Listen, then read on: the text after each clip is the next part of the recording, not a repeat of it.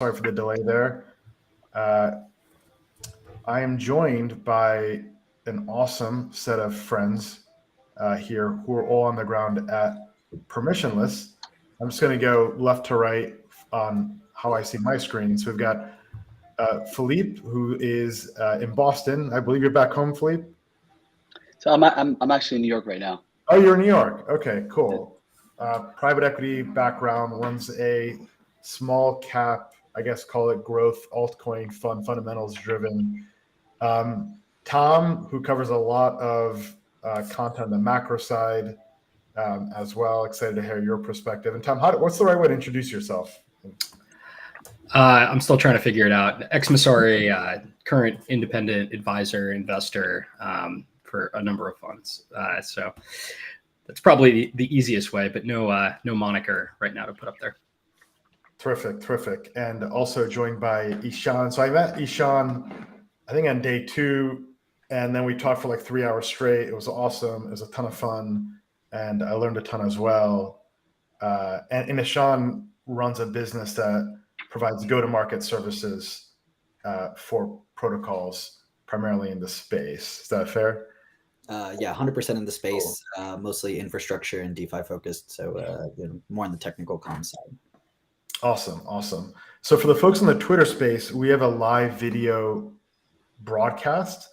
I would recommend you switch that live video broadcast. And Devesh, who's on the Lumina team, should be posting the link for that. We're testing the audio reception there. You may be able to listen along with the Twitter space too. If that works, hey, you can stick to that as well. All right. So what are the reactions? Just kind of anyone feel free to jump all, go after it. I certainly have a few too. We can start with panels that stood out for you, key themes, the vibe, energy, new ideas, protocols, investment, topics as well. But who wants to jump in?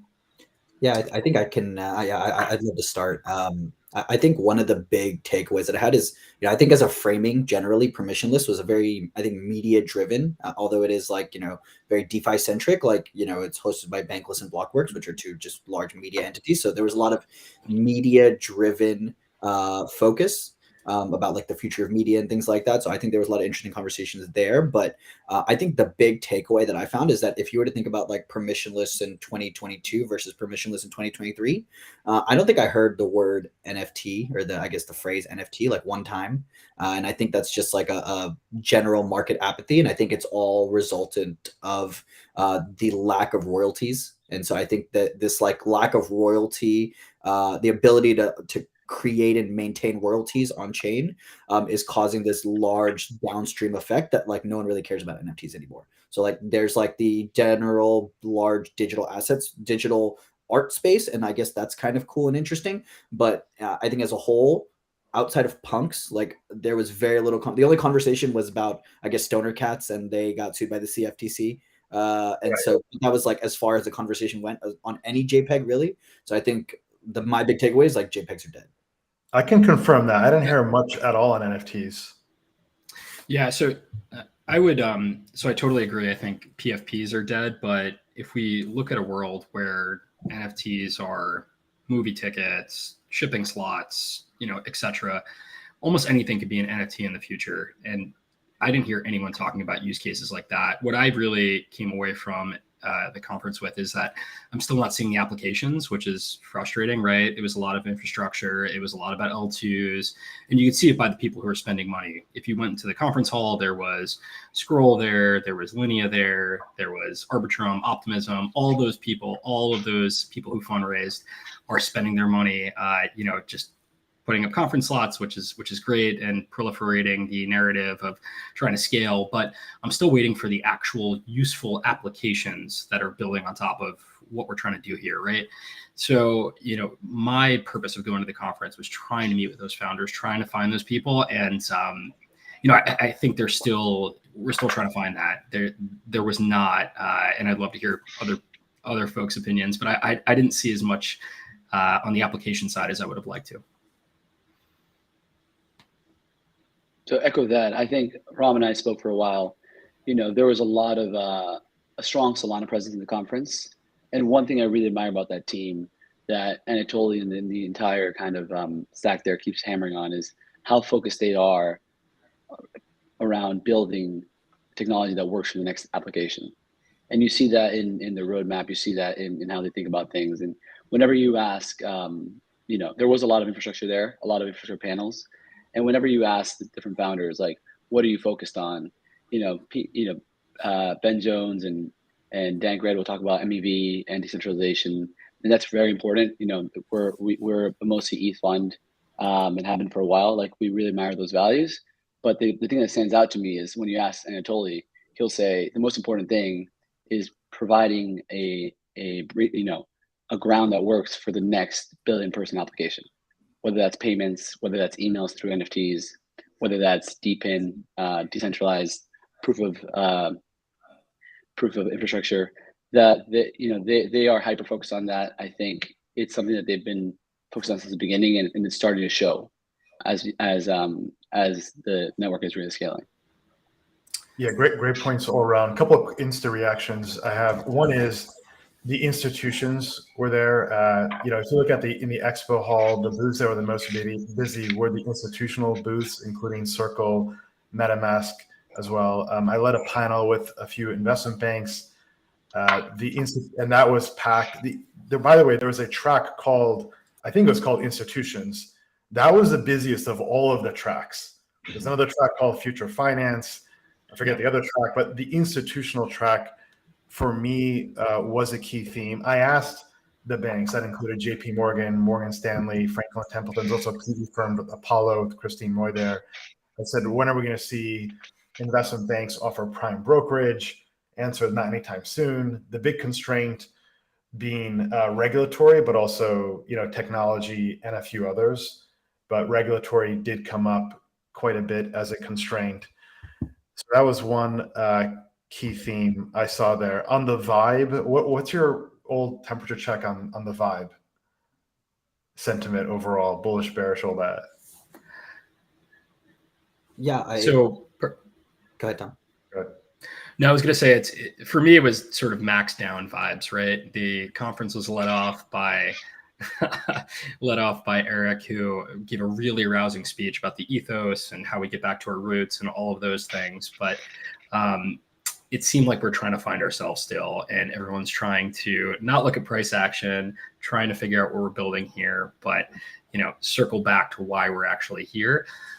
The people who were actually at this conference, though, were the builders, were the people who are willing to spend money for a fairly expensive ticket despite a bear market, right? So I think there was the sentiment of, hey, we're down, hey, we can get back to it, but everyone is definitely feeling the pain at this conference in particular. And it wasn't a token 2049 obviously, but I almost see from Twitter and Instagram and all those other things, it seems like the attitude is very different there. So I wonder if it's almost like a geographic thing, right?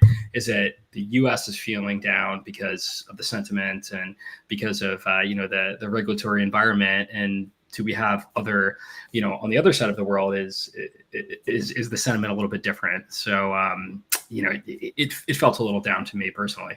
No, I really want to double click there because I think it's almost like a tale of two cities. Where you have this like this I guess in Singapore and Korean blockchain week, you have this like a massive amount of bullishness because, and I think the overarching theme there is just like right, where you just have very loose regulatory concerns.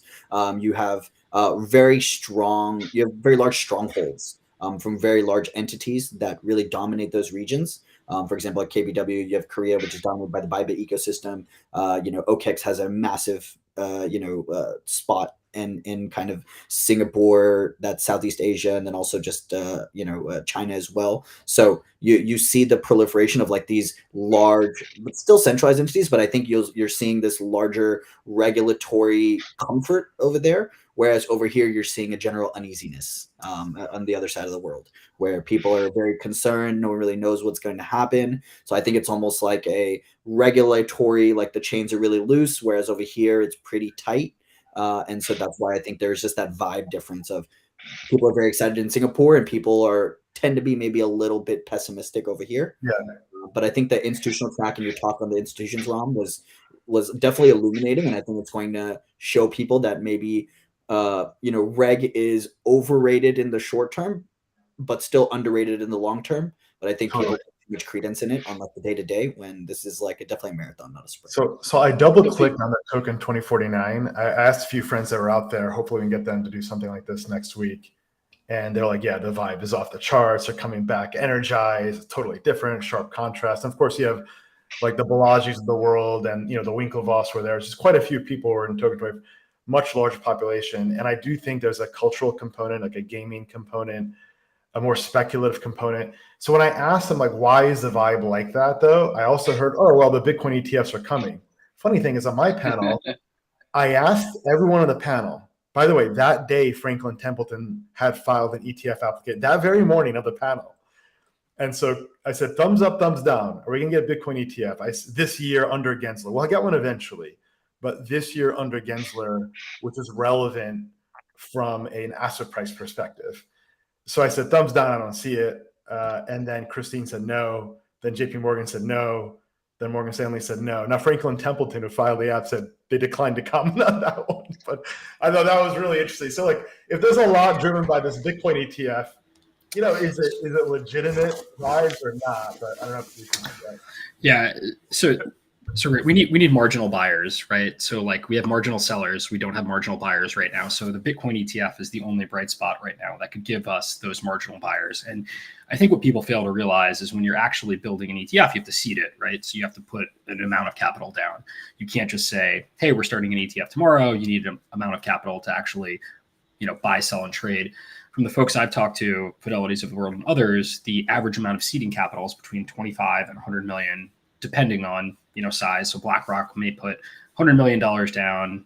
Someone like a VanEck or a smaller fund might put 20 to 25 million down. But if you look at 11 different funds that say they're SNAP approved all at the same time, which I think is the intention of this administration, you're going to have almost $1 billion of spot buy on Bitcoin, which is a very meaningful amount, right? You can look at the daily active traded amount of Bitcoin and you can say, okay, trades way more than that, right? But price is set at the margin. And if you're buying spot Bitcoin ETF, $1 billion, that is a lot of money.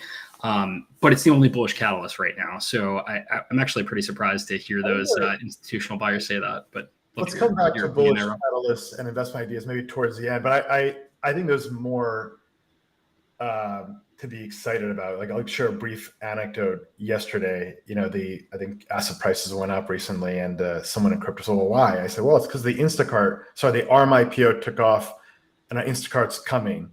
So if you have a cross asset class perspective, if you look at animal spirits are coming back, and I think there's more than the ETF. For every buyer, there's a seller too. So someone's accumulating as they are sales. So we'll come back to markets and asset pricing. Look. Perhaps on the innovation side, or Felipe, go ahead. And I think on the Solana point you raised is a great one. Like one of the main messages that Felipe shared with me, well, I don't want to steal your thunder. Why don't you summarize what you took away from listening to the Anthony panels? Yeah, and maybe stepping back, I have a little bit of a different view on the vibes. I agree that people who are talking markets were generally down, and for the most part, not discussing markets at all. I maybe spent an hour talking about markets total in this meeting, and I'm in a fund. So that's a surprisingly low amount.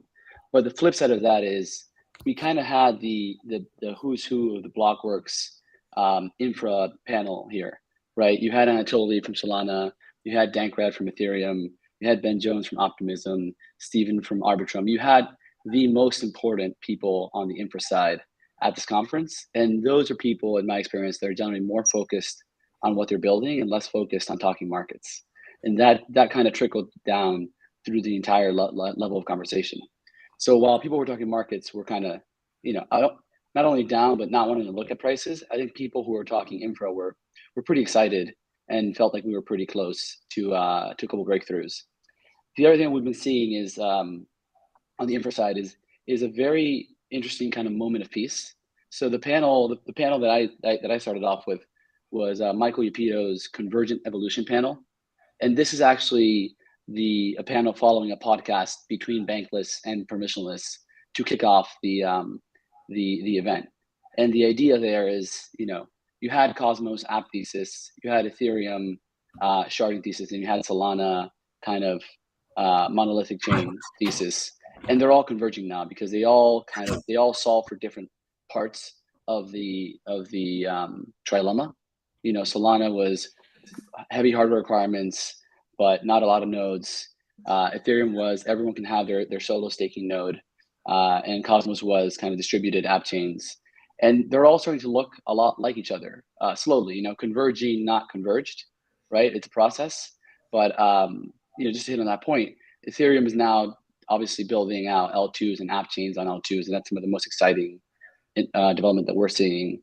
Solana is now coming out with Tiny Dancer, a light client, so using technology developed by Cosmos and Ethereum research teams to be able to scale with their roadmap, and stepping up from the technicals. It's just a very interesting moment where we're seeing instead of the kind of vicious warfare between ideologies that we saw in 21, my chain works, your chain doesn't. We're seeing everyone say, hey, we had it out, we talked about it, we're coming towards the end of the scaling, solving the scaling problem, and it seems like we're all arriving to relatively similar solutions. So that was a big kind of moment of optimism for me, and it has been over the past few months, where we're finally getting to the end of the problem that we've had, on our backs since DeFi summer, right? And just to continue quickly, Tom, to your point, a lot of infra and not a lot of applications. That's true, but from our perspective, we're on-chain investors, and there's a large market already for the taking, right? So perps are 2%, on-chain perps are 2% of all volumes.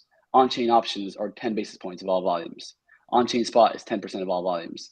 If we can just get the infra where we need it, and on-chain can take over the take half of the volumes, that's or 20%, you don't have to go with half. That's very, very strong catalyst for all of these DeFi applications or on-chain tokens that with the market that exists today.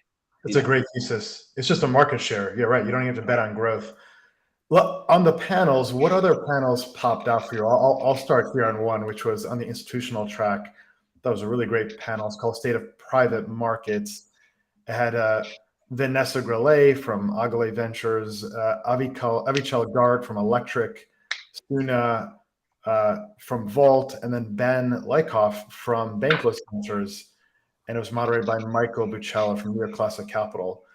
So Avichal has really interesting perspective. I'll share it with you. Actually, I DM'd him and I got the quick summary here, so I'm going to read some of it now. And his headline point is that crypto, if you look out 5 to 10 years, may be responsible for creating 50% of the world's billionaires. And that is going to influence the political dynamic. Now, whether you believe that or not is a separate question. But his thesis is as follows. He says, look, there's 2,640 billionaires in the world. It's one. Two, there are 2,000 wallets which have over 1,000 Bitcoin in them. Three, if Bitcoin gets to market cap parity with gold, which means a $10 trillion market cap from here, then, and you look at the Ethereum wallets, you very quickly get to about 1,500 to 3,000 billionaires entirely because of crypto assets. And the point he was making is that the reason why the challengers to the current political incumbents are leaning in towards the digital assets is that they recognize that trend. So in a way, you're seeing the political dynamic kind of front run the anticipation of that scenario. And the other point he made is that these holders are in their 30s or 40s, so they're young and they're rising, and that trend continues to get stronger every passing year. So I thought that was very insightful. Regardless whether you believe the price trajectory or not, if people believe that's a possibility, that alone can create a dynamic for political change. Yeah, I love one thing that Avichal had mentioned that really stuck with me is this natural bias that humans have, that we tend to overestimate what can happen in 2 years and underestimate what can happen in 10. And it's just this natural bias, this like time recency bias that humans have. And I think that's like very perfectly placed with what we see right now, which is, yes, we're seeing a lot of infrastructure, and no, we're not seeing applications. But I think overall, like, we will see a lot of the infrastructure. And I love Philippe. I want to get back to your point about convergence, because I think that's a huge theme that we're going to see in this 2 to 5 year span, and then this 5 to 10 year span, we're going to see the applications come. Because we're starting to see this convergence of, the sovereign blockchains on Cosmos. They're starting to look like a lot of the L2s and roll up as a service that we're seeing, and roll up SDKs that we're seeing on Ethereum L1 and L2s. In that similar way, we're seeing like on the client level. You mentioned Light Dancer, Fire Dancer, obviously an independent client on Solana. You're seeing these alt L1s and trying to figure out this intra-block composition and atomic composability. Like all of these problems are things that everyone's been looking at, and it's all converging on relatively the same solutions. And so I think we're going to see this proliferation of infrastructure in the next 2 to 5 years, and then in that 5 to 10 span, we're going to see all these applications, which is very similar to, and I've been building up this kind of idea or finding a way to think about this thesis of like, it's very similar to the internet, right? If you were to poll the average person about, do you understand how the internet actually works, right? Like, do you understand how the servers connect and create, and how HTTP works? Do you understand how STMP works and how email clients work, right? The average person is going to say, I have no idea, but did it change their life, right? Did it add an incredible amount of value over time? Yes. And I think we're going to see something very similar to that in blockchain, where in this 2 to 5 year span, the average person is still not going to know which, client they're using, which protocol they're using, but a protocol and a blockchain is going to run in the background, and you're going to have applications that are front facing, and everyone's going to be like, oh, I love applications. I love friend tech, but I have no idea how it works in the background or what it's running on or what these gas fees are, because all of that is going to get abstracted away. So I think there's a 2 to 5 and then a 5 to 10. Few things. I think if your standard is the average person, you may be right. However, we are seeing applications now from FriendTech to Coinbase Wallet, and then Solana is prioritizing decisions that advance quote unquote breakthrough apps. We got the Solana phone coming. So Animoca Brands, I believe, is the number 2 most prolific VC in crypto now. If not number 2, then it's number 1 or number 3. And they have a focus on gaming. So I think we're going to actually see more applications soon. Yeah, it's one of these things where we don't know which one will break up. There's a lot of bets taking place. So I think we'll see applications sooner than later. I think on the DeFi side, go ahead, Tom. Right. Yeah, no, just want to circle back to the earlier point. So I think in crypto today, we have an interesting dynamic, right? We have a cohort of early investors who invested in 2012, 13, 14, right? Those people were the visionaries, the ones who were willing to take risks, who bought in at a very small valuation. And then we have the people who are investing today who are likely more fundamental driven, looking at cash flows, maybe more TradFi focused, right? So Ram, to your earlier point, if we have billionaires who come out of that earlier cohort, I'm not necessarily sure that's a great thing, right? Because those people may be a different set of the cohort than those who actually want to push the ideas of the space forward and who actually are building things today. So I think in crypto, we have this weird dynamic right now where you have a bunch of revolutionaries on one side, and then you have a bunch of new fundamental investors who have come into the space. And I think we're going to have to try to figure that out together to figure out how we actually put those two folks in the same room together. That's a fascinating observation. Felipe, I want to go back to your idea in a moment too, but just real quick on that, Tom, do you think there's a distinction in the values between those two populations? And I'll frame it this way too. Like I know, look, it's a conference called Bankless, and yet there's a panel about banks. And, there are people that have come from TradFi like myself and like you, Tom, and really everyone here that see the promise and opportunity of transforming financial services using digital, decentralized, permissionless technology. I myself don't see a sharp difference in values. There might be different accent points here and there. For example, we understand why segregation of duties matter if you come from TradFi. We understand why conflicts of interest matter and why they should be disclosed. We understand why certain things are done the way they are done in the old world, but also why a lot of that should change, right? But I'm curious, just to double click. So I think if you scroll back to those revolutionaries, right, they see things as very black and white. There's right and wrong. There's on-chain or off-chain. I think a lot of the people who came in later see things in more shades of gray, right? We're going to improve the financial system by making it more transparent, cheaper. We're going to have it be permissionless, et cetera, et cetera. Doesn't mean we have to rip it all down, right? We're going to do it in sort of steps. And I think the old guard, which, I think this is probably the laser eyes crowd, right, is sort of falling by the wayside, but we're going to have to rectify it, right? Because I'm very confident if we see some sort of big bull market again, which hopefully we all think is going to come, that crowd is going to become more vocal. And as you mentioned, it's going to be very wealthy, right? So they're going to have an outsized influence on these sort of things. So there's going to be a reckoning between these two crowds. And, I think hopefully the fundamental investors and the folks who came into the space later will win that argument. But yeah, I think it's going to be an interesting debate going forward. That's an interesting point. I think, speaking for myself and the people I know, if you left TradFi to join this industry and you're still around in 2023, you likely have some affinity with the values or a strong affinity, because at least in 2022, 2023, you could always make more money in TradFi. So there has to be some kind of reason to be here. But it is true that the people who are coming in now, I'll speak for the token side, are much more kind of pragmatic, much more focused on fundamentals, focused on cash flows. But that's kind of the natural. I see it as the natural evolution of culture, where you keep the things that make sense. You mentioned fundamentals. Like, it makes sense to value tokens on fundamentals, and valuing tokens on TVL or kind of mean value outside of the L1s doesn't make any sense. And I think that's something that the new guard should kind of win out on. But the basic values of decentralization and updating the financial system and making it better, that's the reason we're all here, for the most part. So that's something that where if there's a conflict, maybe we should learn from the old guard and just fight it out in the marketplace of ideas and evolve as a culture together. So I think there will be a reckoning, but there can be agreement as well. Right on. Well, just doubling back to the infrastructure side, like, what else did we see out there? I'd say one theme we saw in terms of announcements was the rise of wallet as a service, right? So Fortress Trust been in the news. It's like the X Prime Trust team.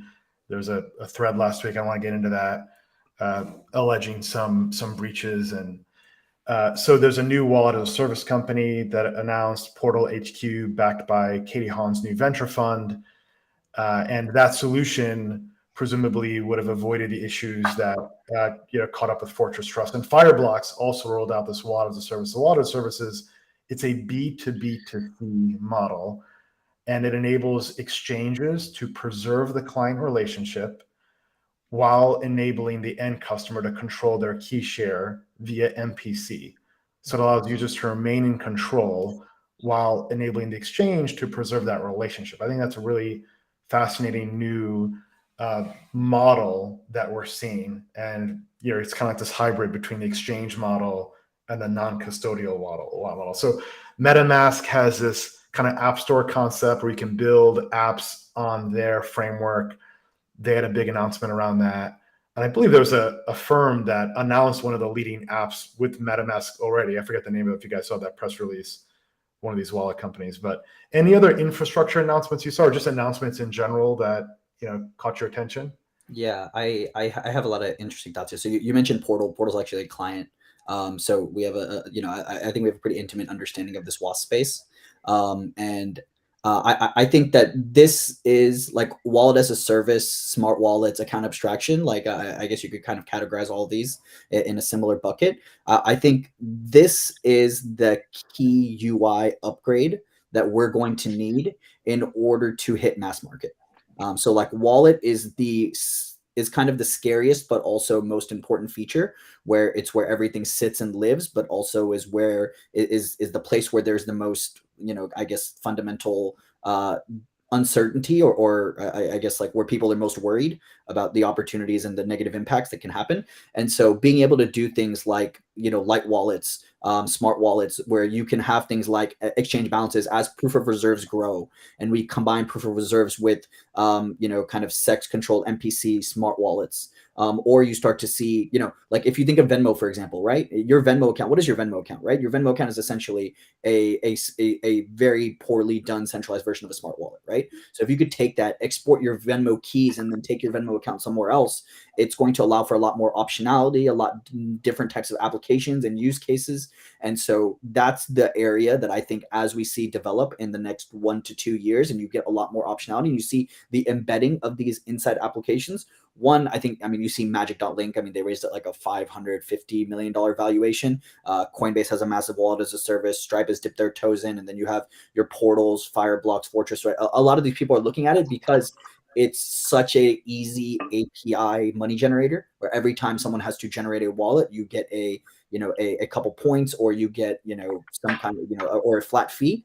And if you think that there's a world where, every application has a wallet, and then you usually move or export those keys or send that capital into an actual wallet of yours, then you're going to see a world where every person has like 10 to 15 wallets.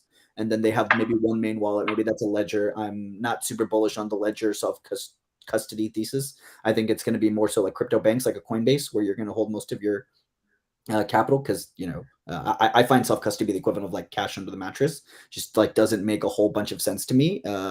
But I think the proliferation of wallet as a service is going to be a key unlock that can bring in the next 100 million users. And I think you combine that with a few other larger things. Maybe it's gaming, maybe it's reg, and then you start to see an avalanche where adoption happens, new use cases open up, and then you start to see an avalanche of a few hundred billion people. Wallet serves a big deal. I mean, that could be, especially if stable coins have definitive product market fit, money movement that appeals to everyone, particularly in emerging markets. Wallet service makes sense. But another infrastructure, and if you guys want to chime in on the infrastructure announcements and anything else, feel free to do so. But another one I saw was quite interesting.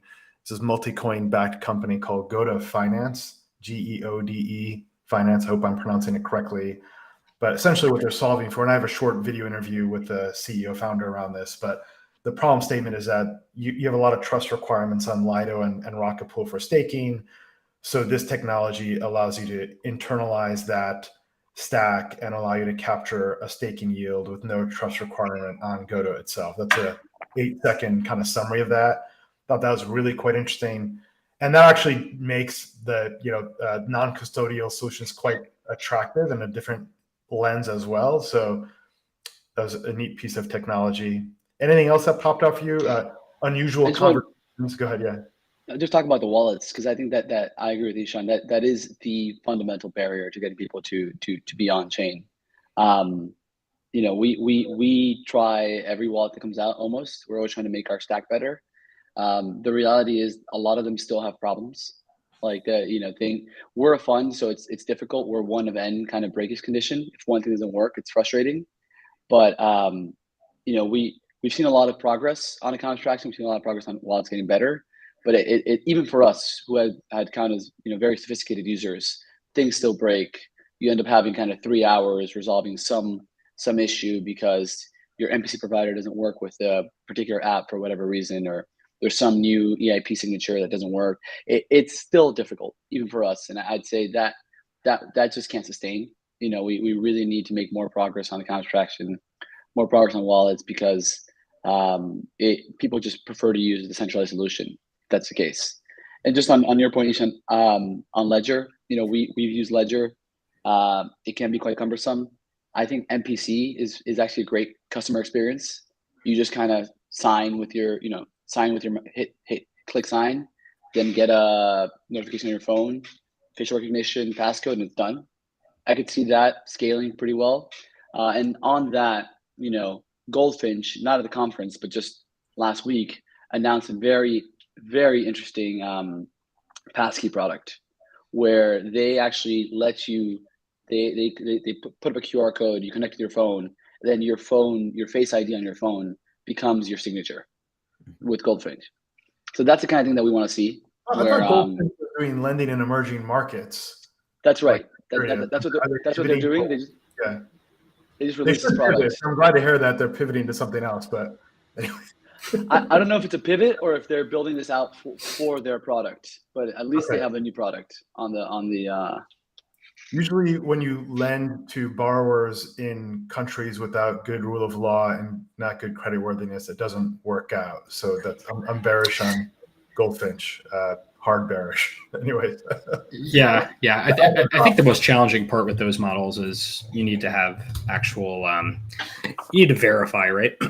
So a lot of the Goldfinch and other models, you basically have to KYC and do things like that, which for US investors is a non-starter, right? I would just invest in a fund versus investing through Goldfinch or others. But outside the US, I still think there's some applicability there.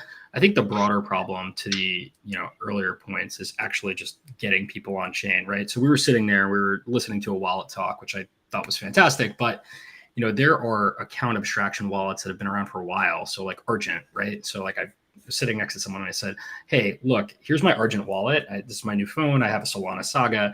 I'm going to log back into my Argent account. It sends me an email. I log back in. Great. And it takes me 5 minutes, right? But no one's using that. So it's more about marketing, more about getting people on chain, and more about building solutions that people actually want to use. So I think the technology is now here and it's now finally at a point, and this conference definitely said that to me. There's a lot of really interesting stuff out there, but we need the applications. We need those killer use cases that are actually going to get like grandma and mom and all those people on chain versus just us trading against each other. 100%. I had a chat with Kyle after the conference, and actually it was inspired in part by a comment he made, and I'll share it with you. It's very contrarian, very non-consensus, and I think it deserves a listening, and then you can develop your own opinion around it. So his point was this: he's like, if you look at Ethereum, you've got L2s coming online, L3s coming online, and the L2s and L3s are going to own the customer relationship. And if this is successful, then Ishan, to your point, all of this is in the background, like TCP/IP, and people don't care about the protocol. They just want to get the value at the application layer. They didn't want to worry about the technology stack. And his point is very similar to, let's say, a startup building on AWS or Azure. The startup or enterprise that controls that customer relationship can take that client and go wherever they want. So therefore, that the L2s or L3s, they're one, going to capture the economics, and number two, they can refactor their technology stack. And he went on to say on this panel that they might even go create their L1s. I don't think that'll actually happen because L1s provide important assurances, security, and settlement. But I thought it was a very intriguing thesis around who captures value. And I think about like the credit card issuer category. You have Visa, MasterCard, and Discover, the network layer, which capture really a small percentage of the interchange income, but they take no credit risk, and it's a big volume versus the issuers like JP Morgan, Bank of America, Capital One, all the rest that captured a significant part of that interchange. So it's a very similar dynamic. Think about the credit card issuers like say an L2 or an L3, whereas Visa, MasterCard are the L1. So I thought that was interesting. I don't know if you guys have any quick reactions or thoughts around that. Yeah, I know this is something that we had chatted about, which is kind of where this where the scaling ecosystem is going to go. And at a certain point, I think the most important thing is like differentiation of block space. Like, why is a ZK Sync hyperchain block space any different than a Polygon POL block space, or a Arbitrum Orbit L3 block space, or a OP Stack, OP Stack based L2 that, so I think there's going to be a lot of convergence. I think again, I think that was just a big theme of the conference is like, a lot of these pieces are starting to look very similar. I think if you just look at like the OP Stack Superchain thesis, the ZK Sync Hyperchain thesis, and the Polygon POL thesis, right? These, and then I guess Arbitrum L3 is a little bit different, but I would still put them in the same category, which is like having the same base chain and then finding a way to not fracture the liquidity as much, but then give optionality and to the builders who are using that block space, right? And so I think that there's a lot to be settled as far as which and how and what applications are actually going to prefer. One of the big things I heard about is that people are very excited about ZK Sync right now because they will have account abstraction at the chain level, right? And so we're talking about account abstraction. That's really a big deal. Having that at the chain level is very attractive to a lot of developers, right? But right now, like, it seems like the OP Stack is getting a ton of traction and excitement because, you have Base there, you have, other applications that are building similar but differentiated reasonings for building another L2. And then you'll have this OP Stack at the middle, the OP chain at the middle, that'll be able to kind of help move people through all these other L2s that are also built on the OP Stack. So I guess there's still a lot to be worked out, I think, but I think you're seeing a lot of convergence, and then it's going to come down to probably some form of like marketing plus developer support plus grants that will probably decide. And then obviously like whose actual underlying tech is better, because everyone can say they're a ZK EVM L2, but like what does that actually mean? I think everyone has very different opinions about what that actually means. So, words are words, code is a lot different than words. It's going to be tough competition for L2s in the next 5 to 10 years, right? We've already seen it. 6 months ago, Arbitrum was the king of DeFi. Optimism put in Bedrock, which was an important upgrade. Started paying out incentives, brought on Coinbase for Base, and all of a sudden that switches, and that's within the span of 9 months with two players competing. Now imagine 10 years with 12, 15, 20 players competing. It's going to be, you're going to be competing for developers, competing for users with lower fees, more incentives, more grants, like you said, Ishan. So I think that's what Ethereum wants, right? They've set up their system and they will continue to set up their system so that L2s and L3s compete, because they have the only true scarce resource, which is, 700,000 validators who run Ethereum. And that's hard to replicate. Everything else is something that a team can build over 2 or 3 years, it seems like. We have a big test of that, of this thesis coming up with DYDX. So they're launching on Cosmos here in Q4. Most people who trade on DeFi, most of DeFi is still happening on Ethereum on the L2s and L1. So, but DYDX is built with this in mind. So the idea is that, at least the promise is that will be a seamless customer experience for traders going from Ethereum to trade on a Cosmos app chain.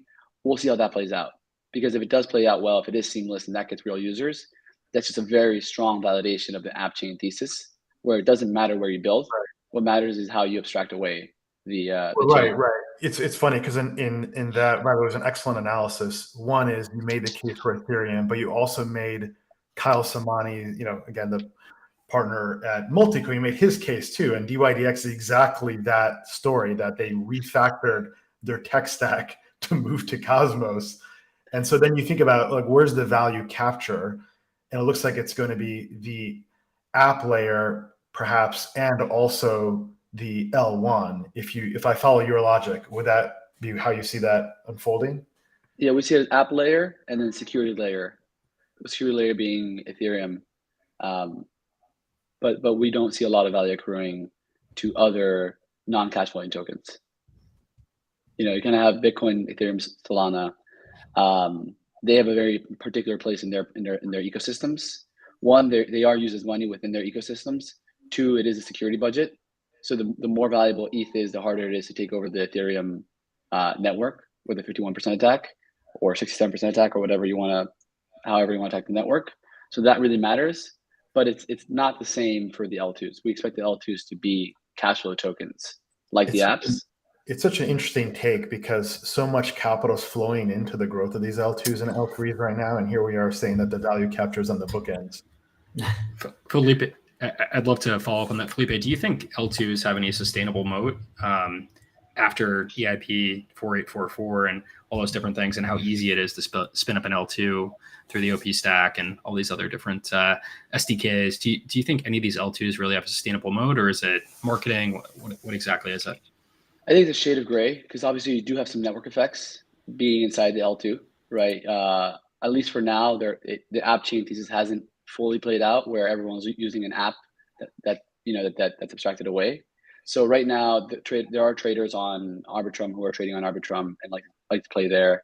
There are traders on Optimism who like to play there, and in particular apps, Synthetics and is on Optimism but not on Arbitrum. GMX is on Arbitrum but not on Optimism. So there are some network effects and kind of ecosystem benefits, but for the most part, I think the prevailing force is competition. And over the long term, it will be kind of tough competition between the players. So not perfect competition. That's not what we're saying, but we're saying it's a competitive market where there are new entrants who can play. Differentiation. That's a logical response, right? In the same way, Immutable focused on, say, the gaming. Well, I know we have a few minutes. Why don't we do concluding thoughts or observations, forward-looking, conference or not conference, whatever you want to say. I'll conclude with on institutions. So, what I see here is that the institutions never left. The institutions are still here. the institutions are coming, and like giant, slow elephants, they take their time, but when they move, they clear the jungle.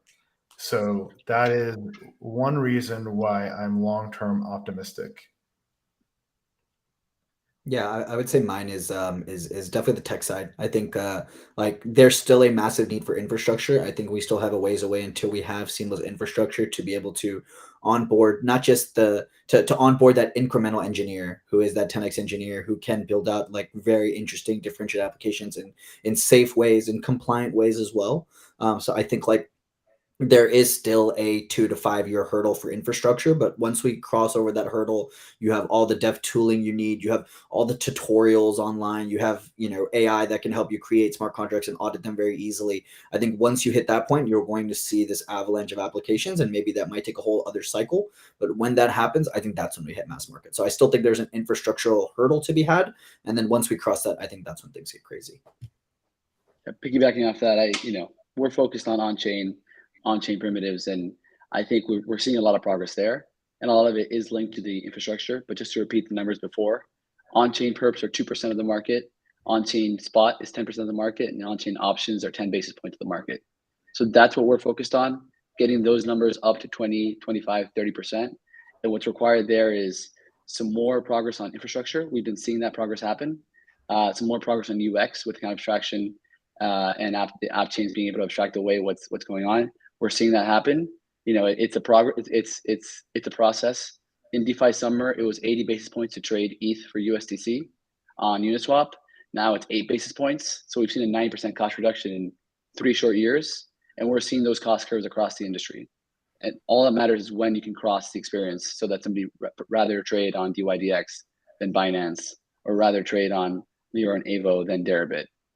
But we're optimistic there. Tom, bring us home.